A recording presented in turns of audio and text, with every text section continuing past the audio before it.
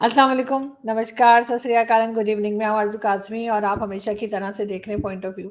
हमें जी जॉइन किया सुमित प्रिय जी ने। आप सब सर को जानते हैं, हम डिफरेंट चैनल्स पे उनको देखते रहते हैं और बहुत कुछ उनसे सीखने को मिलता है। Thank you so much sir, क्या जा पाए, बहुत शुक्रिया। Thank you, ma'am. Thanks for the invitation, ma'am. Sir एक न्यूज़ ये भी आई है कि जापान को बीट करने जा रहा है इंडिया ऑटोमोबाइल मार्केट में। क्या कहेंगे आप कि ये क्या हो रहा है? और ये भी है कि जी वर्ल्ड्स थर्ड लार्जेस्ट जो है वो बन जाएंगे ये ऑटोमेकर। आप क्या कहेंगे कि किस तरह से आगे बढ़ा जा रहा है? और बड़ी अच्छी न्यूज़ है वैसे तो, इस किस्म की न्यूज़ हमें अक्सर डिफरेंट चीज़ें जो है वो इंडिया से सुनने को मिलती हैं और बिलीव मी बहुत अच्छा लगता है कि इस तरह से आपके यहाँ काम हो रहा है।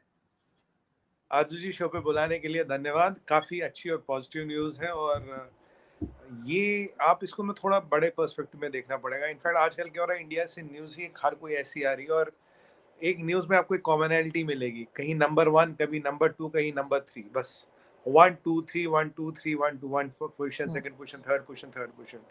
तो ये जो चीजें कॉमनैलिटी मिल रही है, ये बताती है कि India is on the right path and on the right hands. Hmm, और मैं आपको यहाँ एक बात बता दूं, 2014 के आसपास की बात करें, India was the 10th largest automobile market in the world and today in 2023 beginning or 2022 end, hmm, under the tenure of Prime Minister Modi, India has become the third biggest automobile market in the world. ये comparison जरूरी है क्योंकि काफी लोगों को लगता है यार क्या हो रहा है। 37 मिलियन जॉब्स देता है ऑटोमोबाइल हुँ, सेक्टर और अभी इसकी जो मार्केट अभी जो मार्केट की वर्थ है that is $100 billion। We are exporting to around 50 countries, but सबसे बड़ा जो एक्सपोर्ट डेस्टिनेशन है, I think the number is around $1.2 billion और हम करते हैं export United States of America को जो 8% है। और अगर मैं टॉप 10 में देखूं तो आई थिंक 10वें नंबर पे it is Colombia with $429 million। Hmm, तो ये रही सेक्टर क्या है, जॉब्स क्या है। दो अभी we have made 4.45 million vehicles, जिसमें हमने जापान को पीछे कर दी। इनफैक्ट हम 2-3 साल पहले भी आ गए थे, फिर कोविड आया, दिक्कतें आई, वहाँ आगे 20% इथेनॉल ब्लेंडिंग हमने कर ली। और आज हमारे अगर आप देखें मोटा मोटा Arzoo ji, my memory serves me right, we have 42 और 43 हमारे पास ऑटोमोबाइल मैन्युफैक्चरर्स हैं जो गाड़ियाँ बनाते हैं बेसिकली। हुँ, टू व्हीलर मैन्युफैक्चरर्स 14 हैं और देर आर अराउंड 447 जो ऑटोमोबाइल कंपोनेंट्स मैन्युफैक्चर करते हैं। करीब 35% मार्केट ये चेन्नई के आसपास होता है। चेन्नई इज सबसे बड़ा है। फिर हर जगह फैला है, कुछ मध्य प्रदेश में भी है, कुछ उत्तराखंड में भी है, कुछ हैदराबाद में भी, कुछ गुरुग्राम में भी है, बट सबसे बड़ा वही है। तो और ये हमारे आपको याद होगा एक बार वो एलॉन मस्क टेस्ला की गाड़ी ला रहा था 100% इम्पोर्टेड करके, तो यही लड़ाई थी। मैंने उस दिन आपको हुँ, समझाया था कि ये हमारा इंडस्ट्रियल सेक्टर में सबसे बड़ा सेक्टर है, इस पे वो चाइनीज पैंतरे लगाने की कोशिश कर रहा था, इसलिए हमने उसको हुँ, भगा दिया। भाई यहाँ मत आ, गाड़ी आनी है, बनानी यहाँ बना, इम्पोर्टेड गाड़ी चाइना से आके हम यहाँ बेचने नहीं देंगे।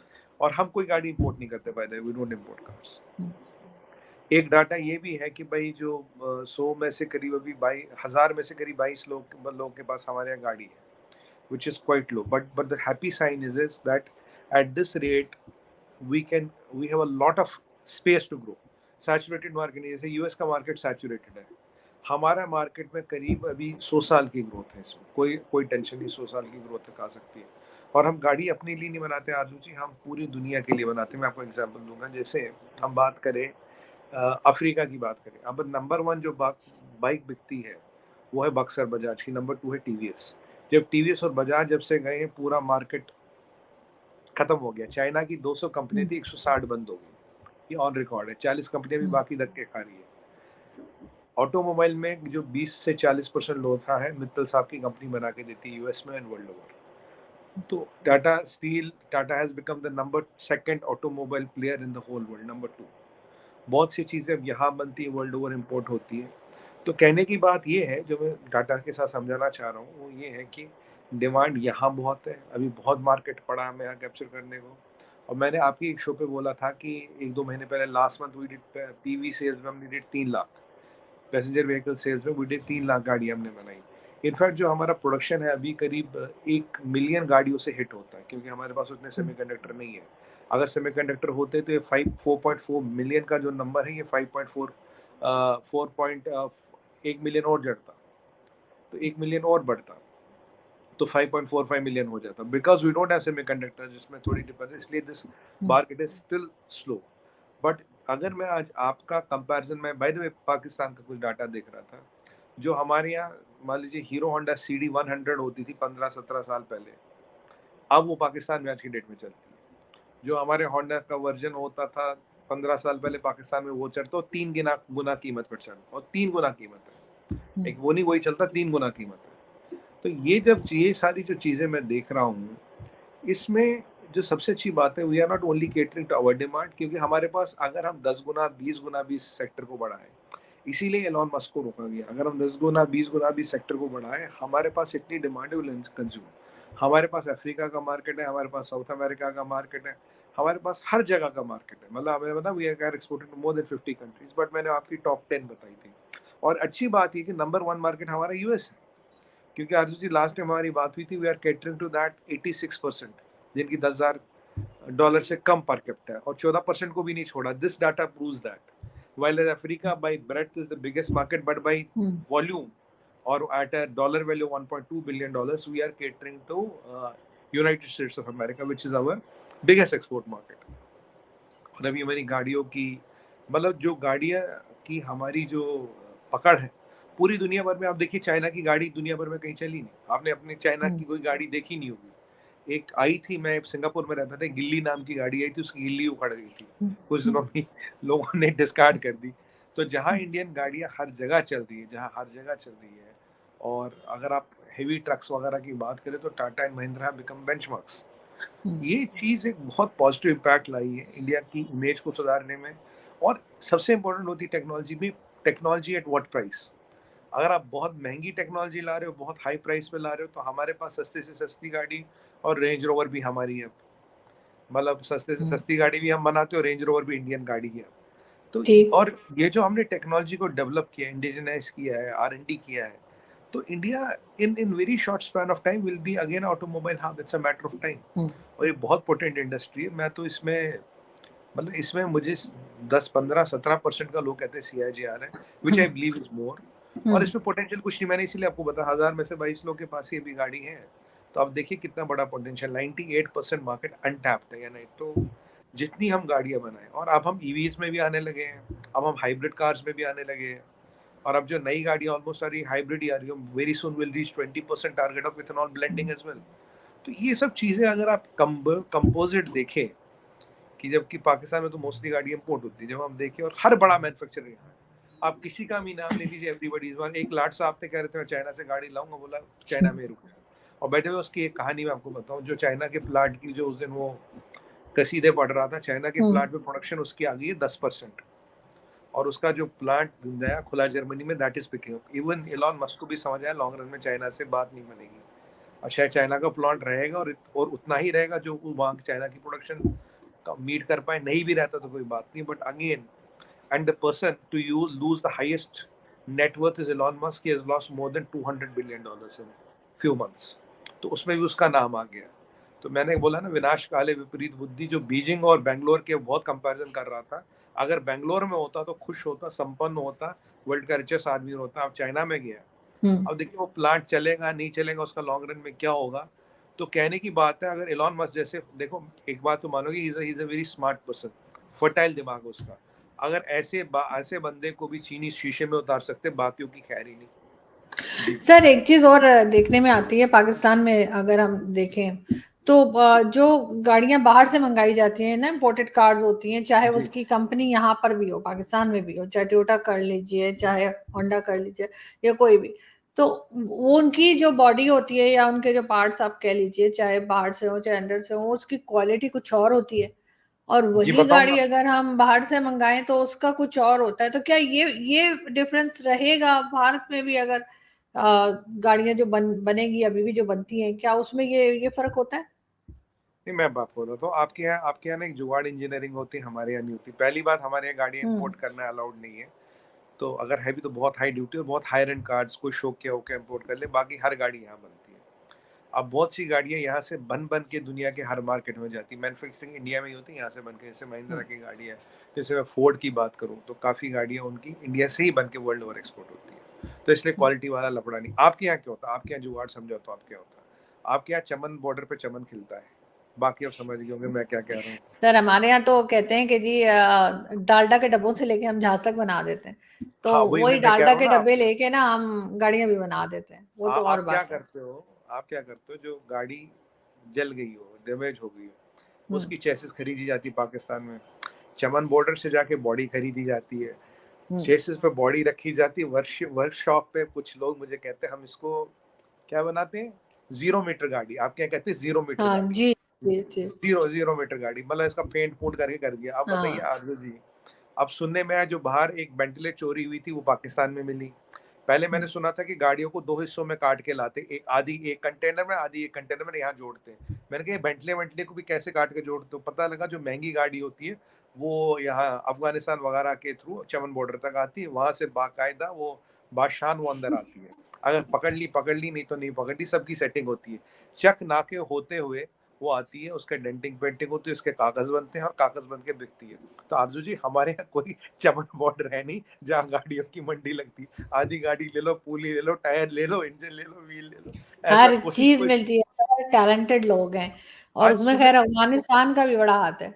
वही तो कह रहा हूँ, वो तो अफगान बॉर्डर पे ही तो चमन बॉर्डर, और बिल्कुल सुबह बिल्कुल। अफगानिस्तान के थ्रू ही तो आती है। जो जो अभी ऐस, यूक्रेन यूके में गाड़ी चोरी हुई तो आपके यहाँ मिल जाती है।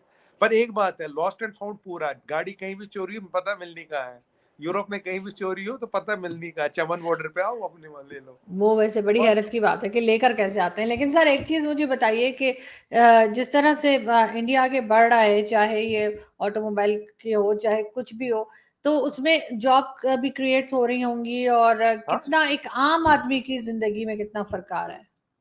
आरजू जी बहुत आ रहा है। एक बार हम्म। आपने एक जगह का नाम सुना होगा, गुड़गांव, गुरुग्राम। जी जी। मारुति के आने से गुरुग्राम शुरू हुआ, मारुति स्टार्टेड गुरुग्राम। तो कई बार ऐसे जो टाटा जमशेदपुर है, ये टाटा के आने से ही शुरू हुआ।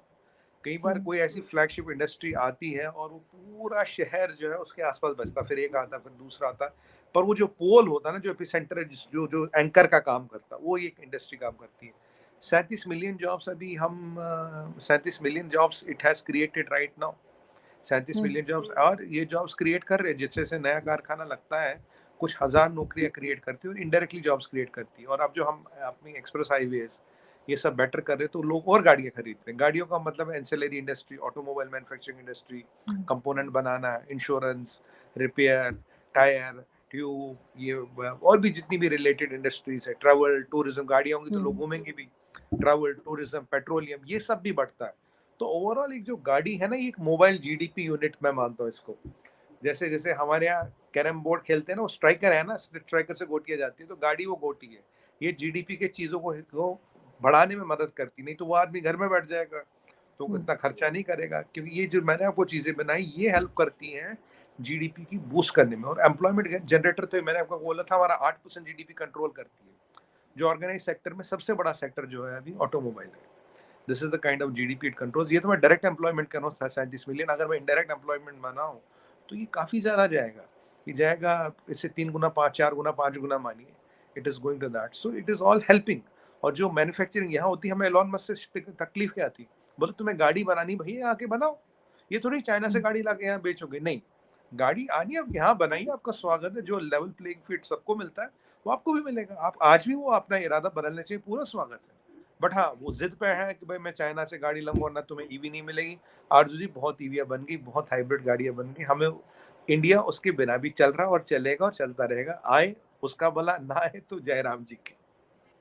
अच्छा सर, एक यहाँ पे अक्सर लोग जो हैं पाकिस्तान में, जो मेरे दोस्त वगैरह हैं, हम अक्सर देखते हैं कि किसी कार का अगर मतलब एडवर्टीजमेंट आ रहा हो भारत से, और उस वो सेम कार अगर पाकिस्तान में हो, तो बहुत ज्यादा हमें जो है वो प्राइस डिफरेंस नजर आता है। तीन अब गुना है उसमें जी। एक तो सर, एक तो आप ये कह लीजिए कि चले दोनों करेंसी का भी फर्क है, लेकिन करेंसी को अगर निकाल भी दें बीच में से, फिर भी बहुत ज्यादा डिफरेंस आता है। उसकी क्या रीजन आप समझते हैं होती है?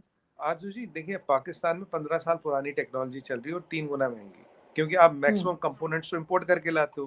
कंपोनेंट या हम्म। आपका चाइना से आता है, इसीलिए वो जुगाड़ का उसमें क्वालिटी नहीं आती, या आप हम्म। जहाँ से लाते हो तो आपके यहाँ 200% ड्यूटी है। जब सारी चीज़ इम्पोर्ट करके 200% ड्यूटी लगेगी, फिर असेंबल होगा, फिर एक्साइज लगेगा, जीएसटी जो भी आपके यहाँ लगता है, तो महंगा तो हो गया, अब हमारी चीज वहीं बन रही, 200% इम्पोर्ट ड्यूटी नहीं लगी ना उसमें। हम्म, एक बार फुल प्रोडक्ट बन गया, जीएसटी लग गया। अगर आप चाइना से इम्पोर्ट करो या जापान से करो, बात तो एक ही है।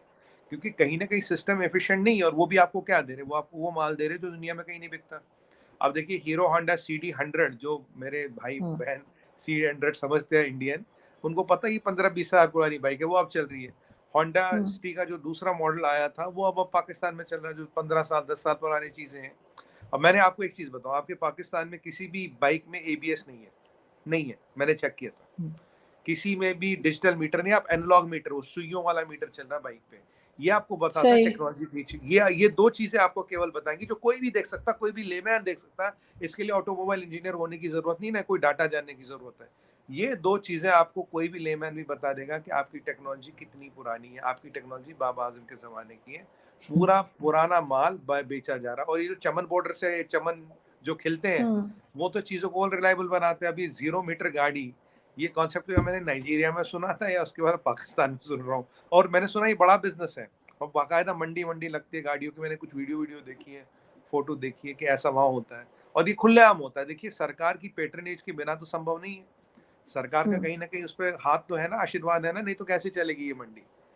ये चमत्कार भी सर खैर होता है। इस तरह के काम तो सर खैर होते हैं, और खैर छिपछिपा के भी होते हैं, खुल्लम खुल्ला हर तरह से। लेकिन सर जिस तरह से गाड़ियां बढ़ रही हैं हर जगह हर सिटी में, चाहे वो पाकिस्तान हो या हिंदुस्तान हो, आपको क्या लगता है कि किस तरह से जो रोड्स हमारे यहाँ हैं हम बढ़ाते जा रहे हैं उसको, और उसका कोई एंड नहीं है। अगर हम इस्लामाबाद में देखें, या कराची, पाकिस्तान का कोई भी शहर आप देखें, कराची, लाहौर, या कोई भी बड़ा शहर देखें, तो उसमें जो है वो गाड़ियों की तादाद जो है वो बढ़ती चली जा रही है। और उस पे गवर्नमेंट सिर्फ ये करती है कि चलो इधर एक रोड और बना दो, अच्छा इसको और एक्सटेंड कर दो। क्या हिंदुस्तान में भी यही हो रहा है, या आप लोग सोच रहे हैं कि नहीं, या लोगों को थोड़ा सा जो है वो पब्लिक ट्रांसपोर्ट की तरफ भी भेजा जाए? देखिए आरजू जी, दो चीजें हैं जो दिक्कत देती हैं। पहली बात है जो माइग्रेशन गांव से छोटे शहरों से बड़े शहर में होता है। तो हम्म, जब बड़े शहर में माइग्रेशन होता है, जो शहर बना था मान लीजिए 10 लाख के लिए, जब वहाँ 50 लाख लोग रहेंगे, तो वहाँ दिक्कतें बढ़ेंगी बढ़ेंगी। तो इसका इसका आंसर होता है, जैसे हमने सो स्मार्ट सिटीज बनाई थी या बना रहे हैं सो स्मार्ट सिटीज। तो और हम वेरियस रीजनल हब्स को डेवलप कर रहे हैं, ताकि वो हर कोई दिल्ली बम्बई कलकत्ता मद्रास जो था हमारा होता था पहले, यही होते थे, वहां ना आ जाए। अब आएगा तो फिर वहां कंजेशन बढ़ेगी बढ़ेगी। अब कितनी सड़कें बना लो।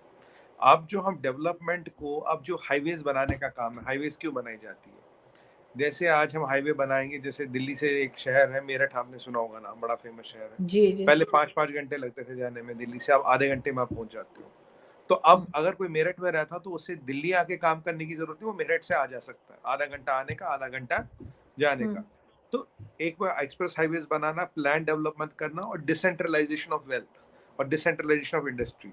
अगर आप मेरठ में एक बड़ा इंडस्ट्रियल एस्टेट बनाओगे, कॉम्प्लेक्स बनाओगे, तो इन्वेस्टमेंट वहां आएगी, कारखाना वहां लगेगा, उसे दिल्ली आने की जरूरत ही नहीं पड़ेगी। अगर हर एक को दिल्ली आना पड़ा, तो दिल्ली में दिक्कत होगी, आप कितनी सड़कें बना लो, कुछ भी कर लो। तो यहाँ कहीं ना कहीं सवाल आता प्लानिंग का, कि प्लानिंग आपकी कितनी एफिशिएंट है, कितनी अच्छी है। जो पाकिस्तान की प्लानिंग हो, तो प्लानिंग है नहीं। ये तो बस मतलब अल्लाह मालिक है, जो मर्जी जहां आ जाए बैठ जाए, जहां उसके दुकान शुरू वहां काम शुरू, जहां दुकान शुरू वहां काम शुरू। जब तक ये एटीट्यूड खत्म नहीं होगा, हाईवेज नहीं बढ़ेंगी, प्लान डेवलपमेंट नहीं होगा, इंडस्ट्री नहीं हम्म। आएगी। क्योंकि लोग तो गांव से देहात से तो शहर आते रहेंगे, वहाँ काम तो है नहीं, करेंगे सर क्या? भारत में लोग इस्तेमाल कर रहे हैं, पब्लिक ट्रांसपोर्ट को प्रमोट किया जा रहा है, कहा जा रहा है कि जी पब्लिक ट्रांसपोर्ट इतनी कंफर्टेबल है कि लोगों को बहुत ज्यादा अपनी गाड़ी लेने की जरूरत नहीं है। Arzoo ji, Delhi metro is a epitome of success. आज हमारी मेट्रो की कोचें जो है कनाडा और ऑस्ट्रेलिया जा रही हैं। हम 547 या 447 वंदे भारत जो सेमी बुलेट ट्रेन है, उनको ला हम्म, रहे हैं। आज हमारा जैसे दिल्ली से चंडीगढ़ वंदे भारत में इट इज 2.5 hours। अगर आप हम्म, एयरपोर्ट जाओगे 2.5 घंटे पहले, तो आपको एयरपोर्ट पहुंचना है, इतने में आप वहां पहुंच जाओगे। तो ये हम पब्लिक ट्रांसपोर्ट में एक रेवोल्यूशन ला रहे हैं। आज हमारी गाड़ियां मोस्टली आर ईवीज, आज हमारी हम्म, बसेज आर ईवीज, आज हमारे यहाँ कोई डीजल इंजन नहीं है, सब इलेक्ट्रिक इंजन है। So we are not only talking of public transport, also sustainable eco friendly public transport. और ये एग्जैक्टली। पब्लिक ट्रांसपोर्ट काम कर रहा है, 10 से 20 मेट्रो प्रोजेक्ट चल रहे हैं। और आपको एक बार बता दूं, काफी लोगों को पता नहीं होगा, कभी भी इंडिया में 8,500 से कम नेशनल लेवल पर डेवलपमेंट प्रोजेक्ट नहीं चलते। जब ये कम होते तो गवर्नमेंट इन प्रोजेक्टों को और बढ़ाती है। जब से हम्म, मोदी जी आए, 8,500 development projects are running nationally any given point of time, and we make sure they keep on running. और नए अनाउंस करो इरिगेशन प्रोजेक्ट्स हैं, पब्लिक ट्रांसपोर्ट के ट्रेवलर्स हैं, सस्टेनेबल एनर्जी के प्रोजेक्ट्स हैं, मेट्रो के हैं, रेल के हैं, मीटर गेज को ब्रॉड गेज में अपग्रेड करना, नई रेलें लाना। आप कभी कभी वंदे भारत का आप वीडियो देखिएगा, आपको लगेगी कि भाई यूरो रेल से काफ़ी मायनों में अच्छी भी है। और हमारे यहाँ तो प्राइस तो आप देखेंगे तो जितना आपको क्या कहते हैं एम्स्टर्डम से हर्लिन जाने का किराया लगेगा, इतने में तो आप यहाँ घूम आओगे कहीं तक। मतलब that is the kind of price we offer. बल्कि आज मैंने खैर ये इस टॉपिक से हटके बात है, लास्ट में मैं कहूंगी कि मैंने एक आज क्लिप देखा डॉक्टर जयशंकर का। वो जी कहीं पे आई डोंट नो कोई कहना चाहिए स्ट्रीट फूड था या क्या था, वो खा रहे थे और वहां पे किसी ने उन्हें बर्थडे विश किया हुआ था। तो मुझे तो मालूम नहीं था कि उनकी बर्थडे भी जनवरी में ही होती है। हाँ, कल तो थी वैसे, कल कल थी, थी उनकी, परसों बिल्कुल। परसों। तो मैं उनको आपके शो में मैं उनको हैप्पी बर्थडे बोलना चाहूंगी। और मुझे मालूम नहीं था कि कल उनकी बर्थडे, अदरवाइज मैं जरूर अपने शो में जिक्र करती, क्योंकि मैं तो उनकी बहुत बड़ी फैन हूँ। एंड आई विश कि कभी उनसे कहीं मुलाकात हो, किसी और कंट्री में हो जाए, बेशक अगर भारत नहीं हमारा आना जाना होगा, लेकिन ये कि मैं जरूर उनसे मिलना चाहूंगी और मैं बहुत उनके काम से इम्प्रेस हूँ। तो आपकी अगर बातचीत होती है, कहीं मुलाकात होती है, तो बताइएगा। आपकी एक बहुत बड़ी फैन पाकिस्तान में। एंड हैप्पी बर्थडे सर, और आई विश के बहुत अच्छे आपके और बहुत सालों आप जिए और इसी तरीके से आप काम करते रहें भारत के लिए, और हमें भी कुछ सीखने को मिले। Thank you so much Sumit ji कि आज आपने ज्वाइन किया। Thank thank you. You very much, नमस्कार। Thank you. नमस्कार।